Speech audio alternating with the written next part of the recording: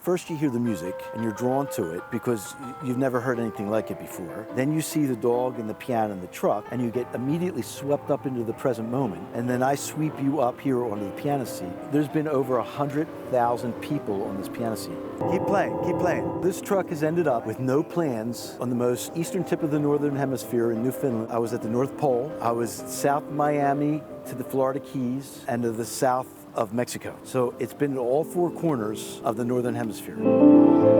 Part of my journey is about spontaneity and synchronicity. I'm all about one-on-one interactions. I never wanted to perform or entertain my stuff. I'm creating conversation. So when I play and people try to clap when I'm done, I say don't clap, because I'm just talking with you. The true interaction with people, true intimacy with a stranger, you can't beat it.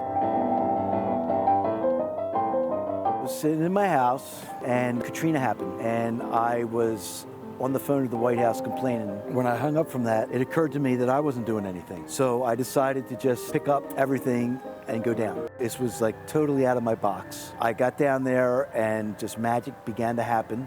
I had discovered my own music. It was like a big bang where certain things came together. I was all about money, prestige, persona. I had never given of myself before, ever. And that's what started it. My past dog, Boner, I called him Bo for short, I said to him, I would never do this without you. And I said, you know, as long as we're together, let's do this together.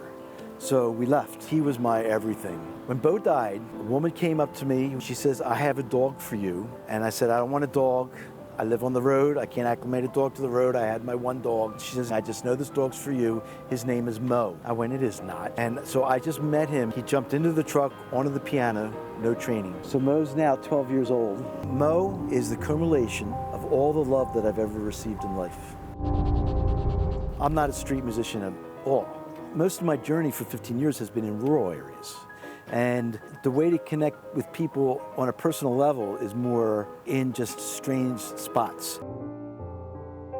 When Virginia Tech happened, when Trayvon Martin happened, when Sandy Hook, Connecticut happened, when Skid Row in LA happened, when the mass gun murdering happened in Las Vegas, it was initially the anger.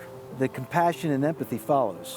So when I saw people like crying to my creating music, and I realized that people weren't there for curiosity, they weren't there for sensationalism, they weren't there to be stimulated, they were there for validation and reassurance of humanity. And it was a beautiful thing.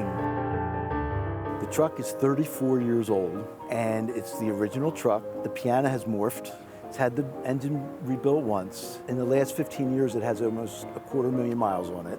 I just keep fixing it. I'm older now, and I'm falling apart. The truck's older now and it's falling apart.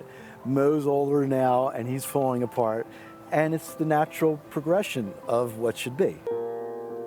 It's all about having people have my experience.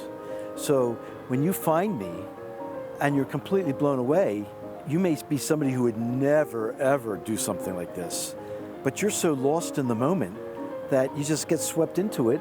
And I want to give you that experience of playing the piano in the back of a truck with a dog sitting on top outside and feeling free to just create your own music for 1 minute. I mean, that's a beautiful thing.